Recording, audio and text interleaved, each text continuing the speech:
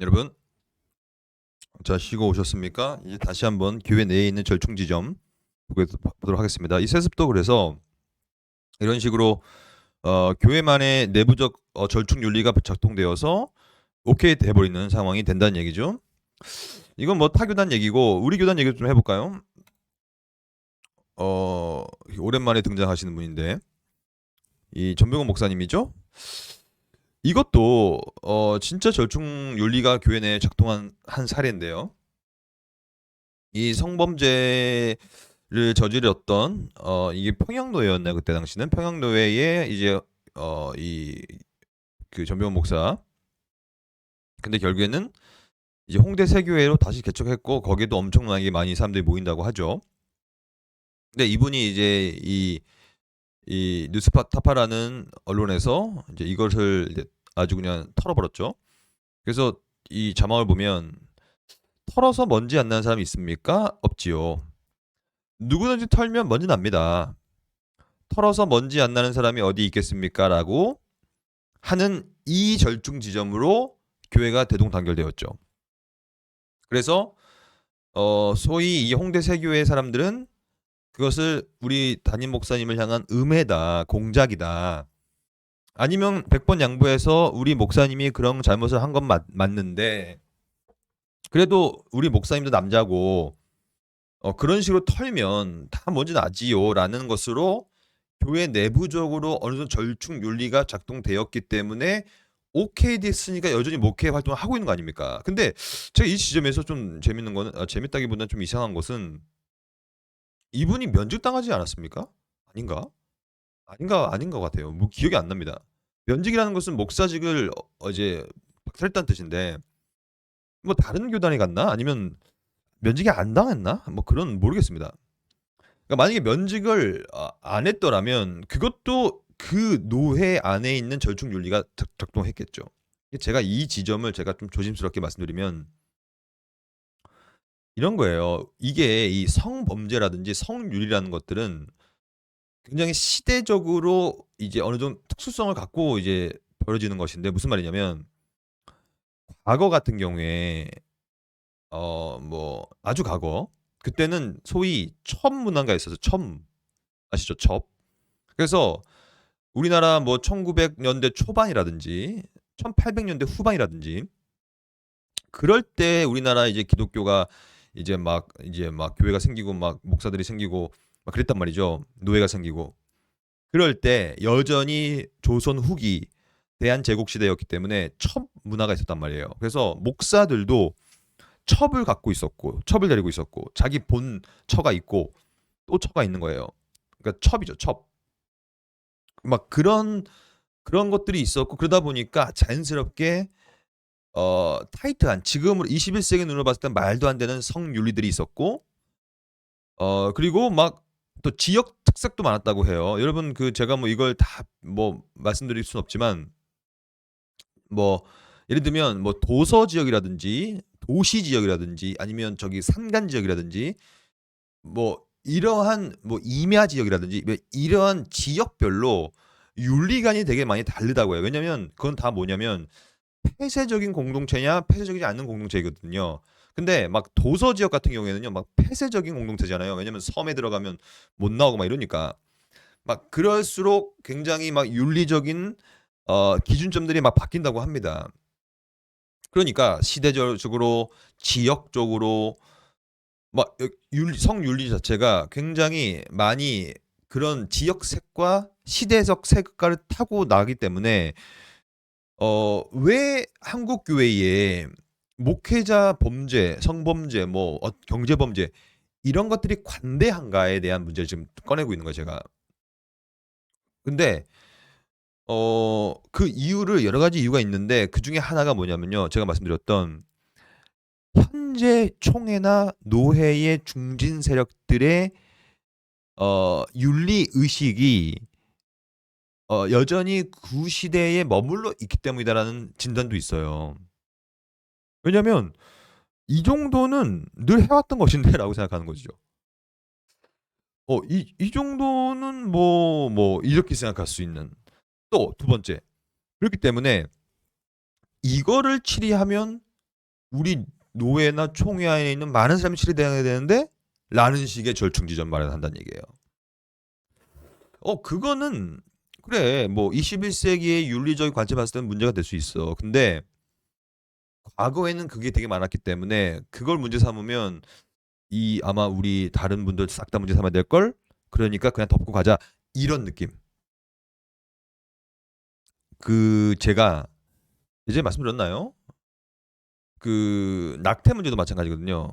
낙태도 이 생각보다 과거에 낙태를 한 분들이 꽤 많았다고 합니다.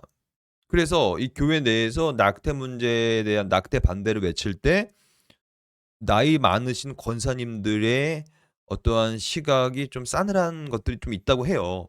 왜냐면 실제로 낙태를 경험하신 분들이 꽤 많으니까. 그게 여러 가지 이유로. 그러니까 그 나름대로의 절충들을 마련해 놓고 하기 때문에 이런 일들이 벌어진다는 얘기예요. 그렇잖아요? 하나 더 볼까요? 직접적으로 또 우리 교단 문제인데 사랑의 교회 문제인데요. 뭐 제가 뭐 오늘 이런 모든 것 다 비판을 위한 것은 아니고요.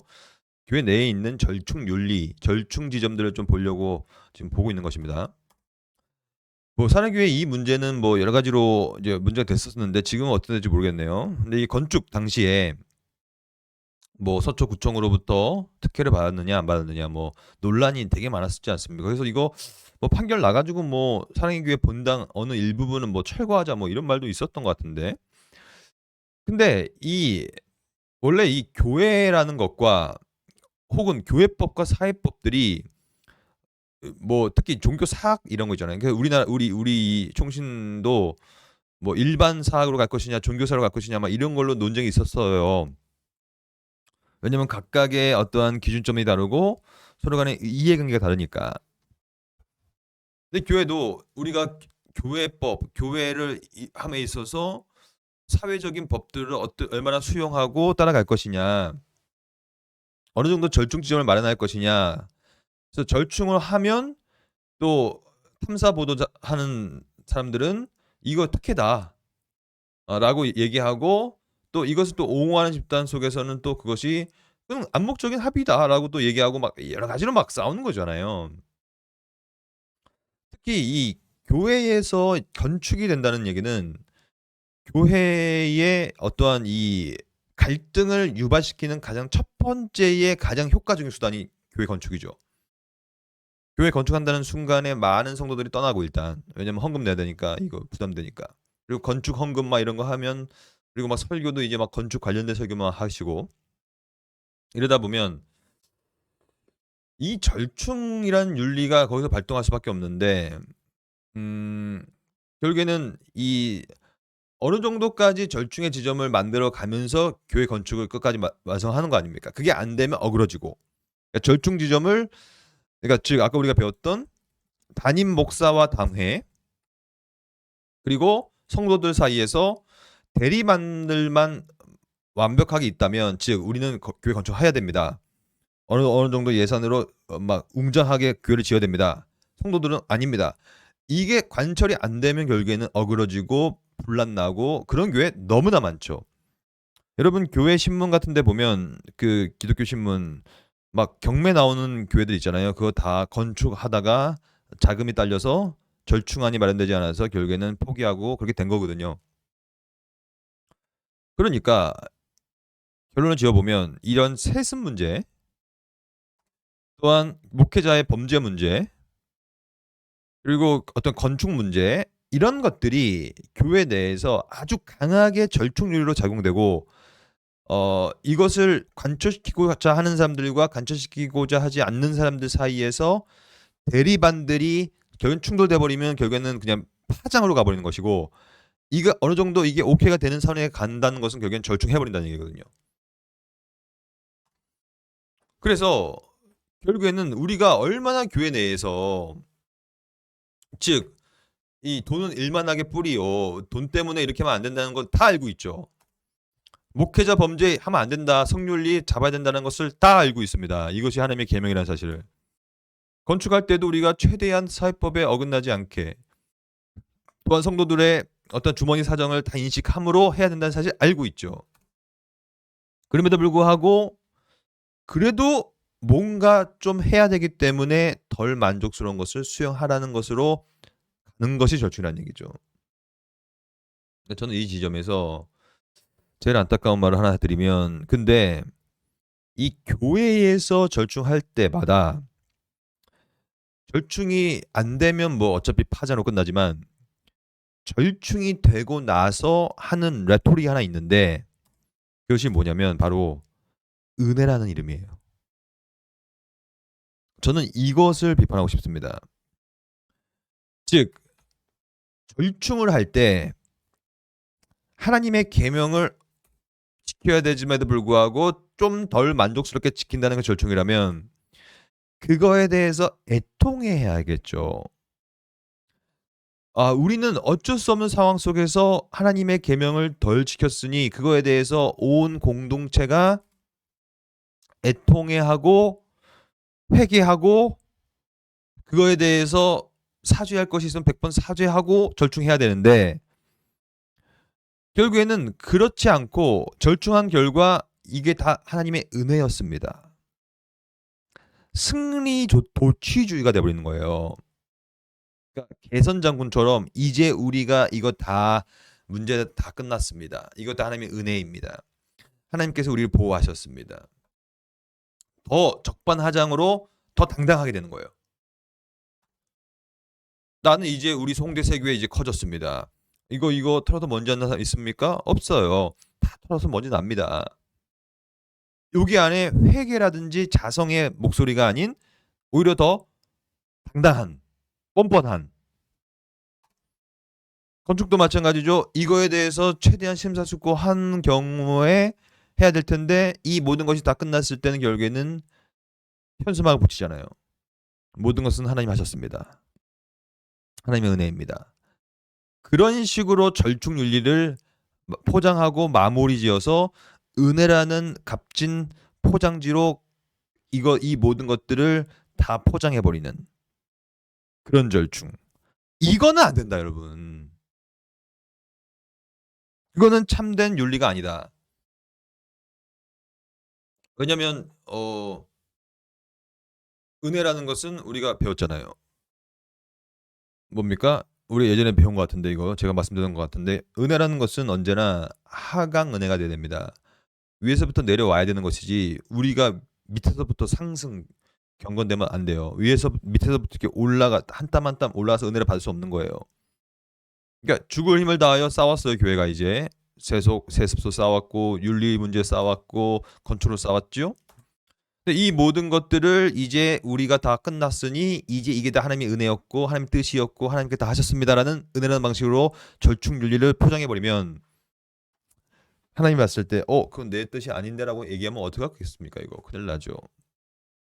그러므로 우리는 그렇기 때문에 우리가 배운 것처럼 일상생활 속에서도 너무나 많은 절충안을 우리는 마련할 수밖에 없고 우리 인생이 절충안을 마련하는 것이고, 교회로 들어가면 진짜로 절충 지점도 여러분들 담임 목사 되시면 당회와 성도들과 모든 부서들과 협의하면서 다 절충을 해야 될 텐데 결국에는 이런 식으로 잘못된 방식으로 절충하고 끝날 것이냐의 문제라는 얘기예요. 그러므로 그러면 안 되기 때문에 지금부터 다음과 같이 지적하는 그럼 절충을 어떻게 해야 되는가에 대해서 절충의 4대 요소를 하나씩 보면서 우리가 정리를 해보도록 하겠습니다.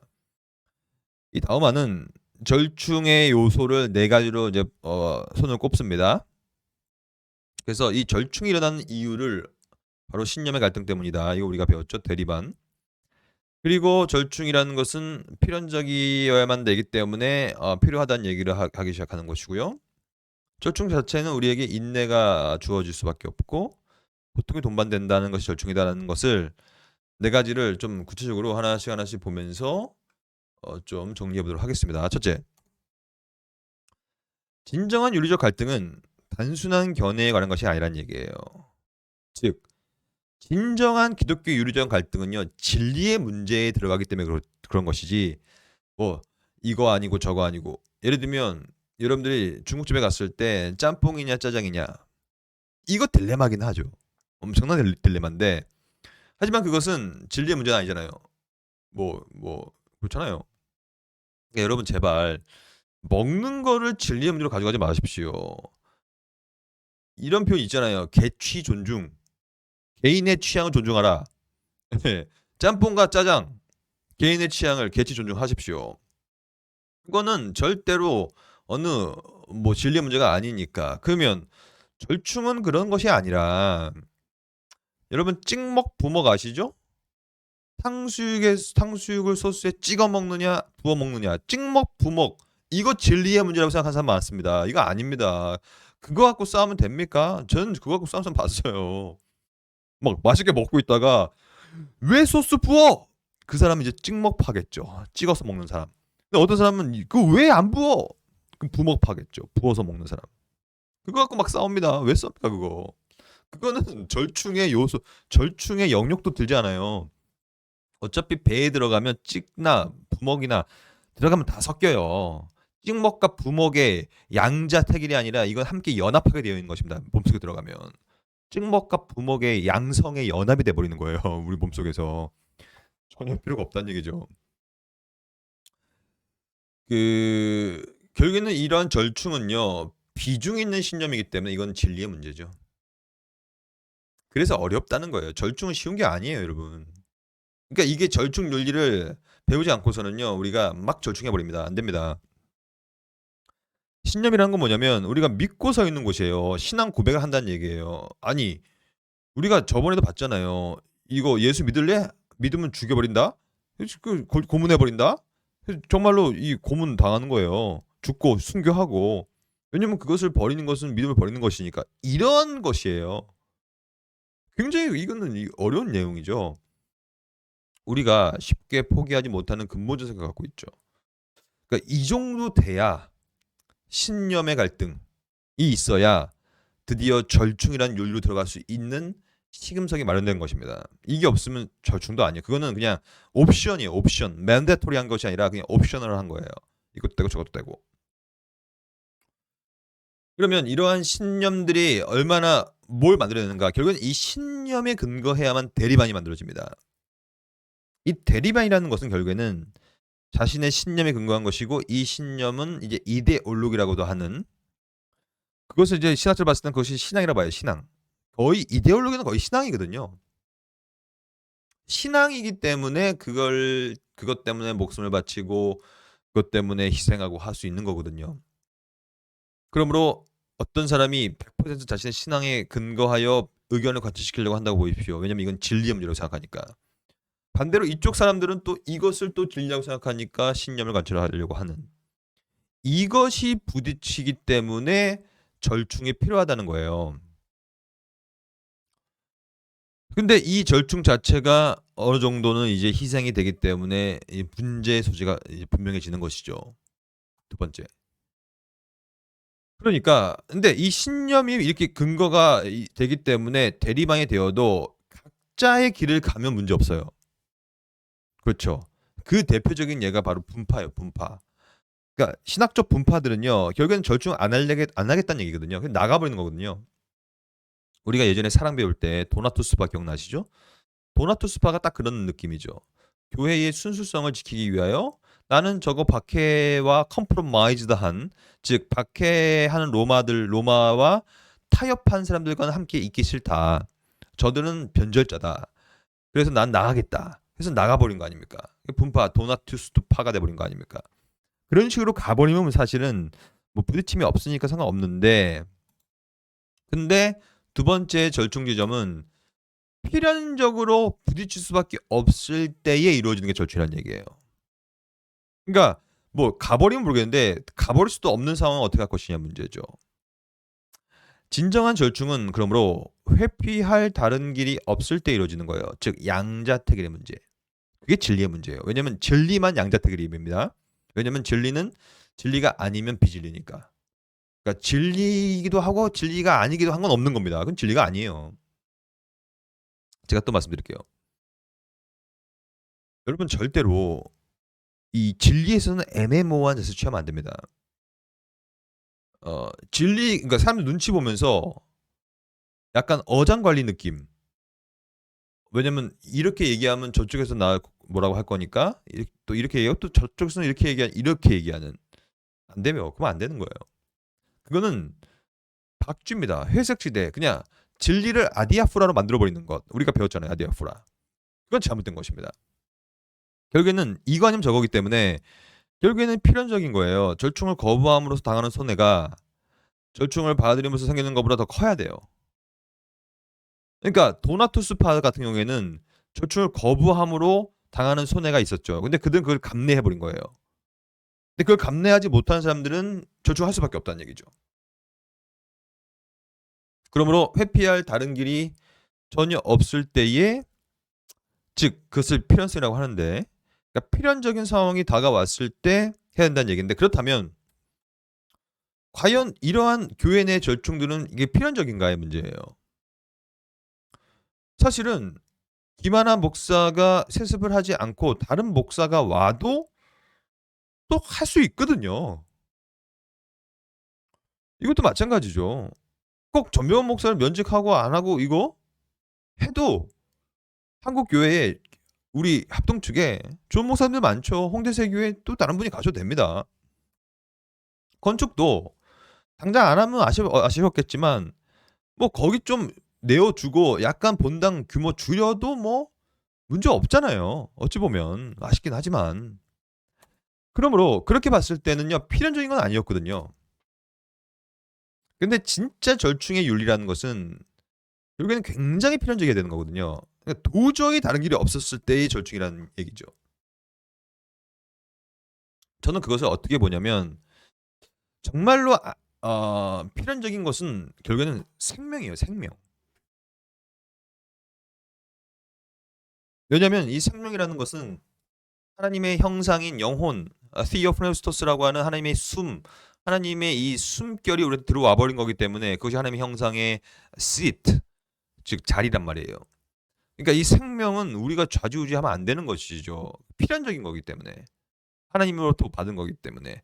그러니까 이러한 문제가 바로 이 소위 절충 윤리에 속하는 문제들인 거예요. 왜냐면 이건 생명과 관련된 거니까. 죽느냐 사느냐 문제거든요. 근데 죽느냐 사느냐 문제가 아니잖아요. 교회 내에서 벌어지는 대부분의 이 내용들은. 이게 뭐 누가 했든지 담임 목사든지 죽느냐 사느냐 문제가 아니잖아요. 다 마찬가지 아니겠습니까? 그러므로 이러한 생명과 관련된 문제가 절충 윤리적인 차원에서 다루어져야 되는 것이지 은혜라는 이름으로 포장된 교회 내의 각종 절충들에 대해서는 우리가 절충 윤리로 따지면 안 된다는 입장이에요. 저는. 세 번째. 만약에 이러한 문제가 생길 경우에 정말 절충 윤리가 생겼을 경우에는 뭐가 필요하냐면 진짜 인내가 필요하죠. 올바른 절충에는 인내가 중요한 역할을 한다. 하나님은 이 세상에 대해 오래 참으시기 때문이다. 따라서 우리의 태도 역시 그분의 태도를 받아들여야 된다. 이건 굉장히 중요한 표현이에요. 신학적으로. 이게 뭔지 말씀드려 볼게요. 이건 이제 교리적으로 좀 풀어야 될 필요가 있어요. 여러분 신론을 잘 배워야 되는데 그래서 우리가 알다시피 하나님이 계시면 또 인간이 있지 않습니까? 그래서 하나님 요 지점 하나님만 갖고 계시는 것을 뭐라고 합니까? 비공유적 속성. 기억나시죠? 근데 하나님과 우리 사이에 이렇게 겹치는 부분이 있어요. 이 부분을 이제 공유적 속성.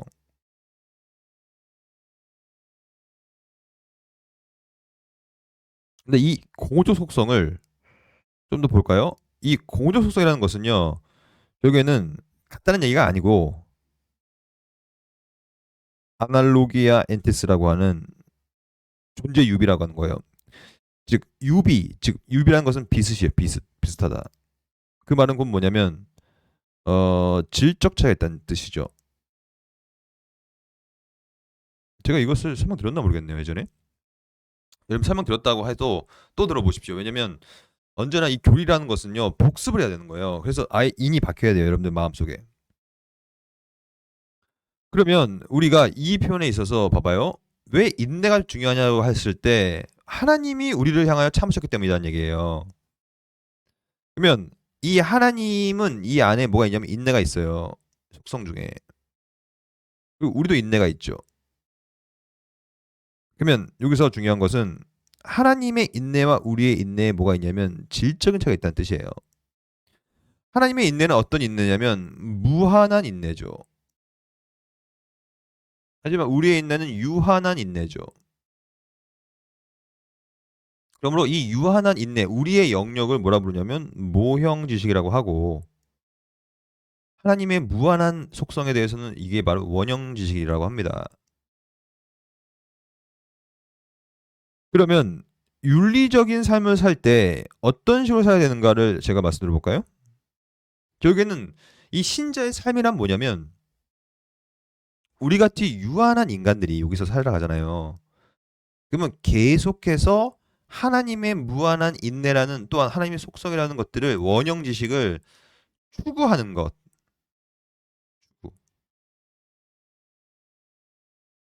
이게 신앙생활이에요. 그러니까 절충지점도 마찬가지입니다. 어찌 보면 하나님께서, 성부께서 성자를 우리한테 보내주신 일이 신적인 절충 아니겠습니까? 잘 들어보십시오. 원래 성부 하나님은 죄인과는 함께할 수 없어요. 그리고 죄인은 반드시 죽어야 돼요. 하나님 앞에서. 죄의 삭은 사망이니까. 근데 하나님께서는 다 죽여버리지 않고, 멸망에 빠뜨려 버리지 않고, 일부를 예정하여 작정하여 구원하시잖아요. 그래서 그리스도를 보내요. 그게 하나님의 인내의 절충지점이라는 얘기예요. 즉 여러분과 제가 구원을 받은 이유는 어찌 보면 신적인 절충 윤리에 의해서 구원받는 것인데, 하나님, 성부 하나님께서 자신의 성품대로 인내를 하신 거예요. 우리를 향하여 인내하셔가지고, 그래, 내가 너희들과는 정말로 함께할 수 없다, 죄인과는. 하지만 내가 너희들 가운데 예수 그리스도 내 아들을 믿는 자에 한해서는 내가 구원을 줄 거야. 근데 구원을 너희들 받았음에도 불구하고 너희는 여전히 죄인이네. 루터 기억나시죠? 의인 동시에 죄인이다. 그래서 여전히 너희는 내가 칭의의 은혜를 줬는데, 의롭다 인정을 해버렸는데 그래도 죄인이네. 근데 그래도 너희는 죄인이지만 내가 또 절충할 거야. 너희들은 그래도 내가 의인이라고 인정할게. 의인이라고 인정한다는 개념, 그게 칭의 아닙니까? 그것은 하나님의 인내예요. 여전히 인내하고 계시는 거예요. 여러분도 오늘도 죄를 짓죠. 내일도 죄를 지을 거 아닙니까? 그거를 하나님께서는 인내하고 계시는 것이요. 바로 멸망할 수도 있었지만, 멸망시켜버릴 수 있었지만. 그러니까 제가 다시 여기 돌아가면, 신앙생활이라는 것은 결국에는 우리가 살아가는 이 인생 가운데서 하나님의 이 무한한 비공호적 속성, 원형 지점들을 계속 추구해가는 것. 아, 죄송합니다. 그래서 여기 보면 뭐라 나와 있냐면 그분의 태도를 반영해야 된다. 아, 중요하니까 이거 한번 줄을 쳐볼까요? 그분의 태도를 반영해야 된다. 요게 바로 그 얘기예요. 이게 바로 여기서 지금 제가 적어놓은 요 모형과 원형 지식의 관계를 말하는 거예요. 그분의 태도를 반영해야 된다. 무슨 말인지 알겠죠? 그러므로 여러분들이 절충 지점이 있을 때 먼저 인내가 필요하다. 그거는 하나님의 무한한 인내라는 속성을 우리가 닮아가는 차원. 그래서 그분의 태도를 반영하는 것. 하나님의 형상을 가진, 영혼을 가진 인간만이 할 수 있는 것. 지금도 하나님은 우리를 향하여 인내를 베풀고 계시기 때문에 우리도 이제 남들을 향하여 인내를 베풀어야 되는 것. 그러므로 성경은 말하죠. 사랑은 언제나 오래 참고. 하나님이 우리를 사랑하시는 이유는, 그 말은 곧 하나님이 우리를 향하여 오래 참고 계신다는 것. 그러면 그런 사랑을 받은 우리는 어떻게 되는가? 남을 향하여 오래 참아야 하는 것. 이게 전부입니다. 여러분, 참아야 돼요. 참지 않았기 때문에 문제가 생기는 것입니다. 부부간의 관계 참아야 합니다. 제 아내가 이 말 들으면 콧방귀 끼겠네요. 또 니나 참아라. 그래도 불구하고 이건 이상적인 방향성이니까 참는 방향으로 가야 돼요. 그게 사랑이에요. 마찬가지죠. 이 대리반들이 벌어질 때 참아야겠죠. 그리고 남을 오래 참아 줘야 되겠죠. 그래서 가능하면 진리에 가깝게 갈 수 있도록 그 참는 지점에서 우리는 계속 절충안을 마련해 놔야 되겠죠. 그러니까 저는 이 절충안을 우리가 아까 이 60%는 관철하고 40%는 양보하는 것으로 봤잖아요. 저는 이 양보를 이런 차에서 봤을 때는 인내라고 생각합니다. 양보라는 것은 곧 인내죠. 참으니까 양보하는 거겠죠.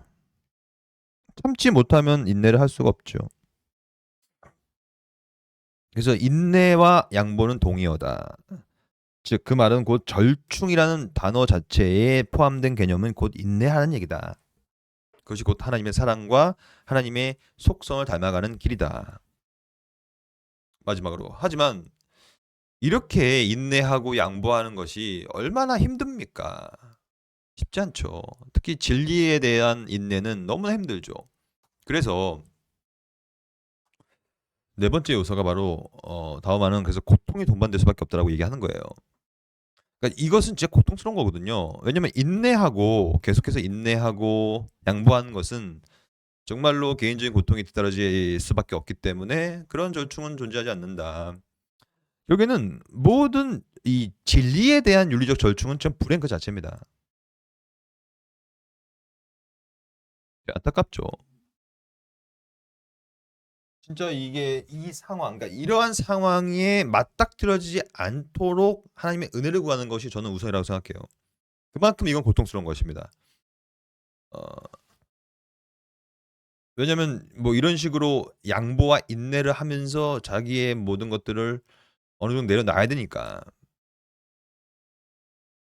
그래서 이런 것도 마찬가지예요. 이 존엄사 문제도 여기는 그냥 살아요. 그럴 수 없어요가 불붙는 것인데 어떤 결정을 해도 이건 비극이죠.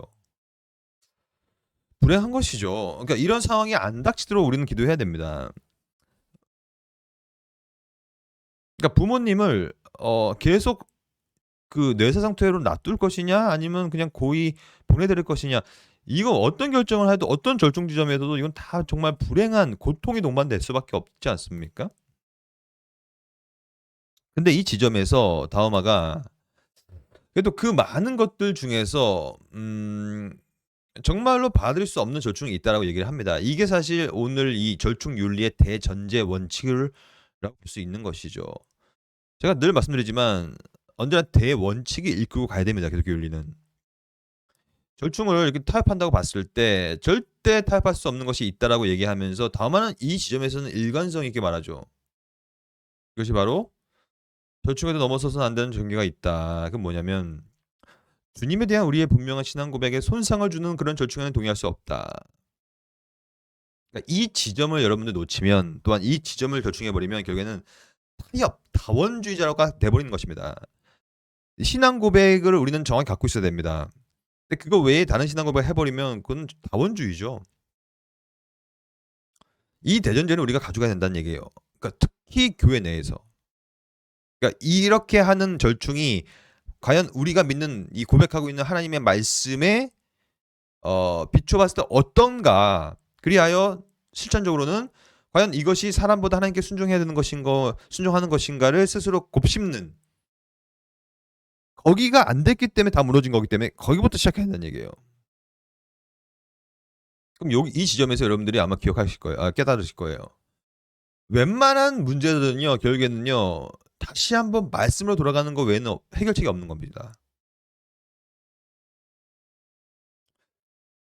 제가 얼마 전에 그 우리 신대원 교수님들과 식사를 하면서 그런 얘기가 했었어요. 뭐 메타버스 이런 얘기 나왔는데 뭐 그래서 막 지금 막 교육학계, 그러니까 기독교 교육학계와 기독교 예배학과 이런 학계 흐름이 막 이제 우리도 이 합동 측도 개혁신학적으로 어떻게 메타버스를 해야 되는가 막 이런 얘기를 하고 있는 거예요. 근데 저는 메타버스는요 임시적인 거에 불과하다고 생각해요. 그러니까 이 다른 교단과 다른 단체에서 그런 얘기를 할 때 이제 우리는 뭘 해야 되냐면 이거 말씀으로 돌아가자는 얘기를 해야지 다시 한번.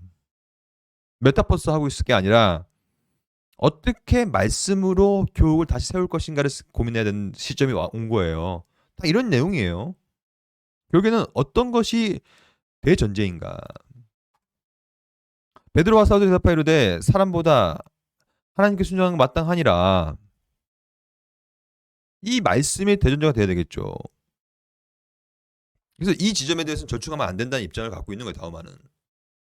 이게 굉장히 대원칙이기 때문에 이상적으로 느껴집니까? 원래 이상적이어야 되는 거예요. 신학은. 왜냐? 그게 말씀의 중심이에요. 말씀은 이상적인 말씀을 하니까 그것을 어떻게 실천할 것은 우리의 몫이죠. 혹시 성령 하나님의 인도하심이 필요하겠죠. 근데 이 지점에서 하나 더 말씀드릴 게 있는데요. 다음화는 이런 것들 특별히 이러한 대전제를 깔고 가면서 진짜로 우리가 절충하지 말아야 될 지점이 하나 있다고 얘기하면서 실천적인 예를 하나 던져요. 그것이 뭐냐면 낙태입니다. 저는 여러분들이 이 낙태에 대해서는요. 결사반대해야 된다고 생각해요. 물론 이 가운데 너무나 많은 논의가 있어요. 언제부터가 생명으로 칠 것이냐. 뭐 특수한 상황 어떻게 할 것이냐. 하지만 대전제에 대해서는 우리가 흔들림이 없어야 됩니다. 하늘 두 쪽 나도 저들 낙태하지 마라. 왜냐면 우리가 이 생명을 우리가 여러분 뭐 배웠죠? 인간론 시간에. 인간의 영혼은 어디서부터 오는가? 영혼 유전설 우리 받지 않죠. 또한 영혼 그 선제설 받지 않죠. 우리는 영혼 창조설을 받죠. 영혼은 하나님이 창조해 주시는 거예요. 즉각적인 창조 행위로. 그러므로 이거 하나님의 목숨인데 함부로 우리가 죽인다? 안 되는 것입니다. 이거는 여기에는 임산부의 인권이 침입할 공간이 없어요. 왜냐면 임산부의 인권 이전에 아이의 인권도 인권이니까. 그러므로 저는 이 지점에서는 낙태에 대해서는 우리는 어떠한 여지도 남겨서 안 된다고 저는 확고히 믿고 있습니다. 절대 안 됩니다. 낙태와 관련해서 결정하는 것은 항상 태아를 죽이는 일에 우리가 그것에 대한 책임을 지게 되는 것인데 이거는 결국에는 살인죄죠.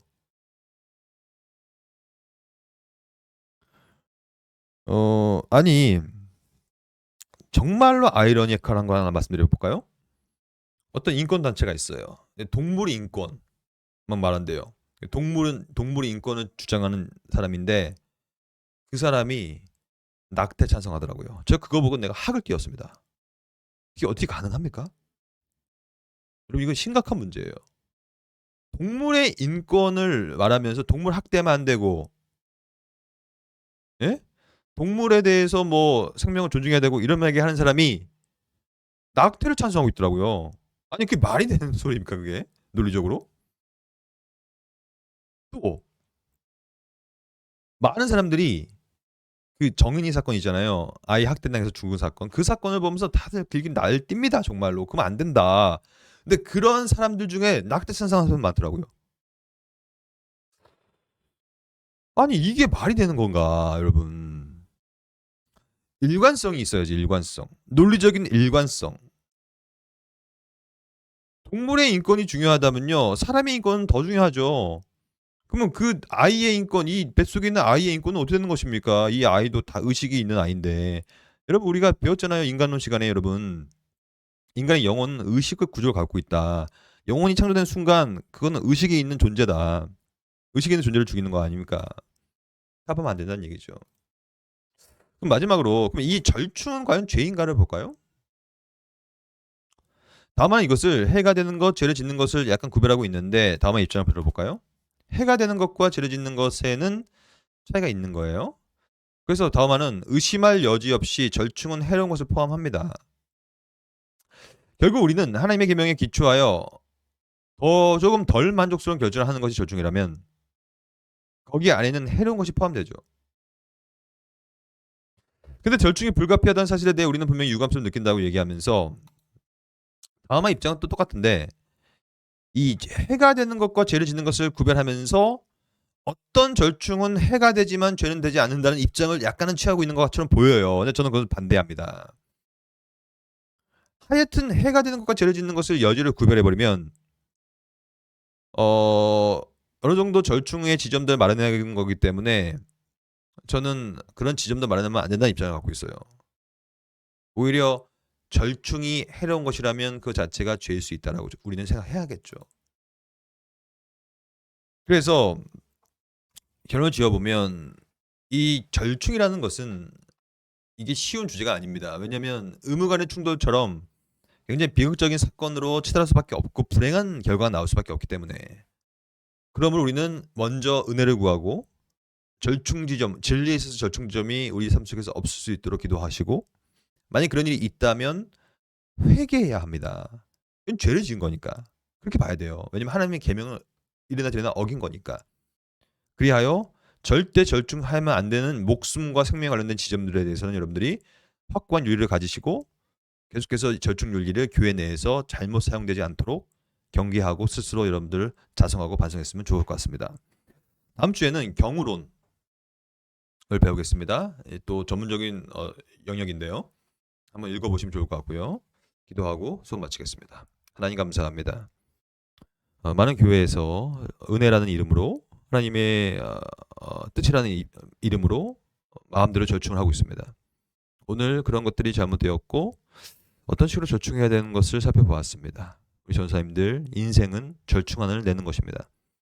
가장 계명에 합당한 하나님의 말씀에 어긋나지 않는 절충들을 해나가게 하시고, 혹시라도 잘못된 절충을 통하여 죄를 지었다면 그 죄를 통감하고 회개하게 하시고, 우리의 절충안들이 하나님과 가장 합당한, 하나님의 계명과 가장 합당한 절충안이 되어질 수 있도록 우리의 삶을 축복하여 주시옵소서.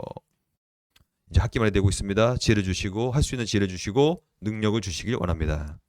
이 모든 말씀 예수님 이름으로 기도드립니다. 아멘. 다음 주 12강 경우론 때 뵙겠습니다. 여러분 한 주간 편안하십시오. 한 주간 하나님의 마음에 합당한 절충안 마련하시길 바랍니다.